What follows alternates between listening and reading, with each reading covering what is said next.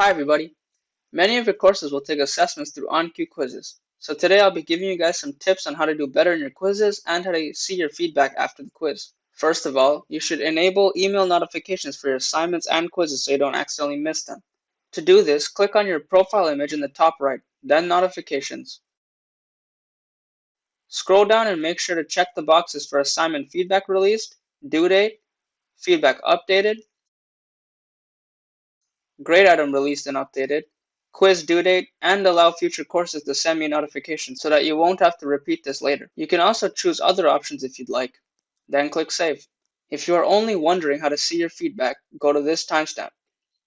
Now let's see what happens when you're writing a quiz. Your instructors might put the quiz in the weekly content, but if it's not there, simply click on Assessments, then Quizzes, and select the one to complete.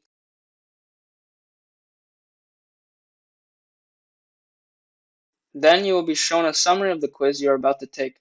Please pay attention to the due dates, time allowed, and how many attempts you are allowed to make. You should save yourself the recommended time to complete the quiz in one sitting.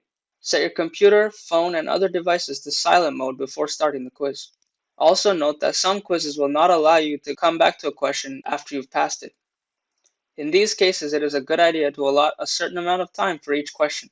For example, this quiz has 2 questions, so I would estimate that each question should take a maximum of 30 minutes before I should move on. Once you are ready, update the current time and start your quiz. During the quiz, use the timer at the top of the page to keep track of your progress. Of course, make sure that you thoroughly read the question and do not miss keywords like reliably, only, and not, for example. For multiple choice questions, the process of elimination can be helpful when you are unsure. I will briefly explain this process if you are unfamiliar with it. After reading a question, compare your answers to see which ones are the least likely to be an answer. Telltale signs of a wrong answer is that it does not fit the context, or the answer is very different from the others. Then eliminate those options until you have 2 or 3 choices left. Then you can make an educated guess with a higher chance of getting the question right. After answering the question, click Next Page to move on. Do not click Submit until you are done the quiz. For long answer questions, make sure that you follow your instructor's format if there is one. Remember to begin with the prompt of the question and circle back to the prompt at the end of your response.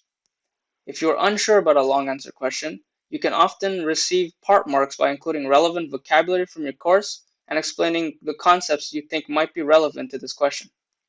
In this case, this is a simple question.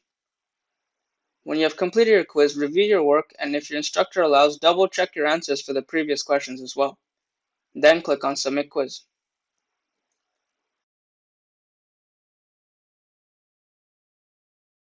Now we have been given feedback about our quiz.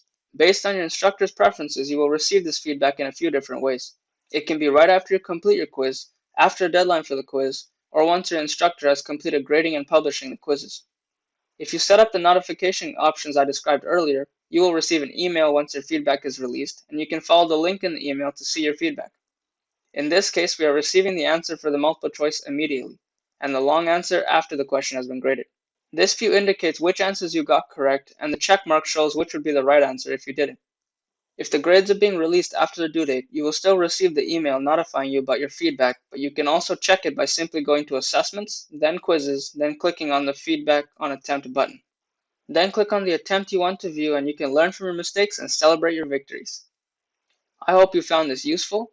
If you have any other questions or difficulties with OnQ, I recommend you visit www.queensu.ca/OnQ support to learn more. I wish you the best of luck in all your courses.